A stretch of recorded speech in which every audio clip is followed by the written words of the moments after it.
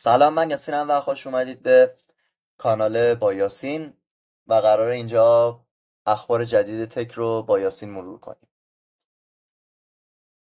قرار نیست دیگه بگیم سری آموزشی انیتن، چون آموزشی انیتنی در کار نیست و قرار صرفا اخبار اخیر تک رو با هم بخونیم و طبق معمول قرار از این ربات خودمون استفاده کنیم با توجه به اینکه یک تغییر جدید داریم. همین اخبار با همین فرمت فقط توی سایتمون پرشین CS50 رو که بزنید بیاید توی قسمت بلاگ میتونید تمام اخبار رو ببینید. اخبار اخیر تکرانچ رو میتونید ببینید. تقریبا همه اخبار اخیر تکرانچ تا مثلا یک سال اخیر رو، تا چند وقت اخیر رو بگیم بهتره، پوشش میدیم. و از اخبار مهم شروع کنیم دیگه، زیاد نمیخوایم به تمام اخبار بپردازیم. مثلا این دوتا خبر به نظرم باحاله، این ویدیو و تسلا. بریم تا برسیم به این ویدیو تسلا. خب این خبر انویدیا میگه چی؟ میگه که وزارت بازرگانی آمریکا دوباره مجوز انویدیا رو برای فروش و ارسال تراشه به چین لغو کرده، مجوزشون رو، و دیگه نمیذارن بفروشن. مثلا یه مدت اوکی شده بود میتونه حالا بفروشه به چین، ولی الان دیگه نمیتونه. جزئیات هم هست، میتونید برید توی سایت بخونید. و مثلا خبر تسلا میگه چی؟ نوشته که دادگاهی در میامی تسلا رو برای تصادف 2019 مقصر کرده. میگه که سیستم اتوپایلوتش مشکل داشته، نتونسته به موقع ترمز کنه و باعث مرگ یک عابر پیاده شده و برخورد داشته به شاسی بلند و برای این کار 200 میلیون دلار هم جریمه شده. این هم خبر تسلا بود. دیگه چی داریم اینجا؟ اینجا بیایم. خب تیک تاک، اپلیکیشن محبوب اشتراک ویدیو، یک نسخه جدید به نام تیک تاک پرو در آلمان، پرتغال، اسپانیا معرفی کرده. یا مثلا اینجا اوپن گفته که یک سرمایه دیگه جذب کرده به ارزش 8.3 میلیارد دلار و بعد از جذب این سرمایه حدود 300 میلیارد دلار ولیدیشن ارزشش شده. ارزشش توی مارکت شده 300 میلیارد دلار. عدد خیلی بزرگیه. یا مثلا اینجا گفته چی؟ خبر اینستا خیلی باحاله. اینستا گفته که کاربران میخوان کاربری که میخوان برن لایو بذارن باید حداقل 1000 تا مخاطب داشته باشن و اینجا هم خبرش هست. شرط جدید دیگه، حساب باید پابلیک باشه، 1000 تا هم فالوور داشته باشی تا بتونی لایو بذاری دیگه. یعنی اگر کانتنت شخصی باشه و زیاد فالوور نداشته باشی دیگه نمیتونی لایو بذاری. اینجا چی میگه؟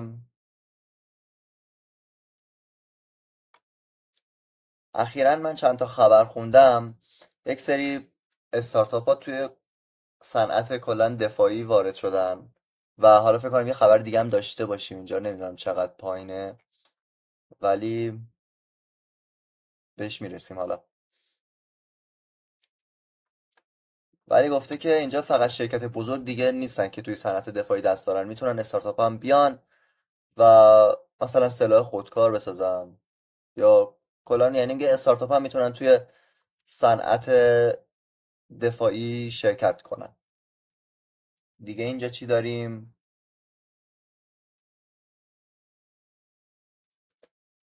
خب جمینای 2.5 دیپتینک هم عرضه شد. این خبره که خب در واقع این اخبار مال چند روز پیشن، ولی فکر کنم اینجا باشه اون خبره که میخوام بهش برسم. این خبرم بالا گفته اپل به فروش 3 میلیارد دستگاه آیفون رسید. میگه که هر 9 سال داره 1 میلیارد میفروشه، ولی توی 9 سال دوم تونسته 2 میلیارد بفروشه، یعنی 2 برابر فروخته تقریبا توی 9 سال. 9 سال دوم. این خبرم میگه که قراره فیلم قسمت دوم سوشال نتورک رو بسازن، فیلمی در رابطه با فیسبوک و نحوه خلق فیسبوک توسط مارک زاکربرگ. یه خبرم در رابطه با جی پی تی داریم.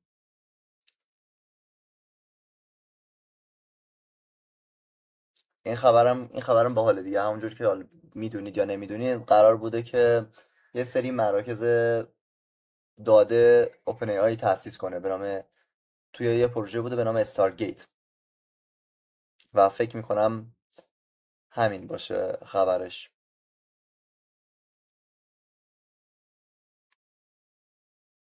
این اخبار همه باحالن و خودتون بیاید تک تک این اخبار رو بخونید، خیلی میتونن شما رو با اخبار جدید در واقع آشنا کنن. ولی من میخوام به یک خبر دیگه برسم.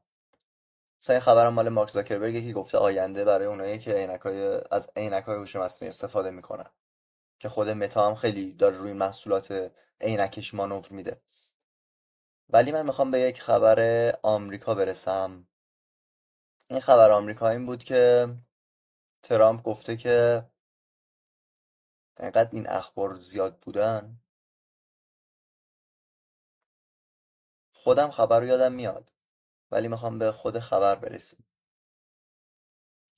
آها اینش.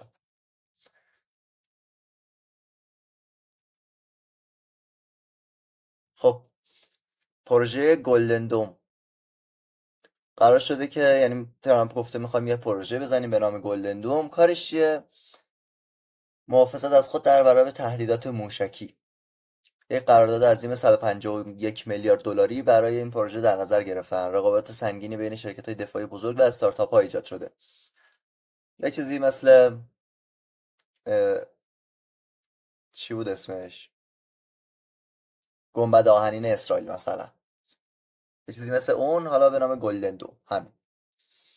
و 151 میلیارد دلارم سرمایه گذاشتن برای اون شرکت ها استارتاپ هایی که بتونن همچین خدماتی رو برای آمریکا فراهم کنن. این خبری بود که مثلا میخواستم بهتون بگم، خیلی باحال بود. و همین دیگه، به نظرم صرفا همین اخبار رو بخونیم کافیه دیگه. چند تا خبر باحال خوندیم، بقیه خبرها هم میتونید خودتون برید توی سایت بخونید و کلا از این سایت دنبال کنید اخبار جدید تک رو.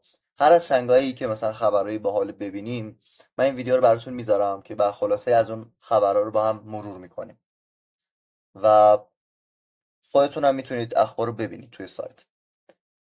و همین دیگه، اینم از ویدیوی این قسمت.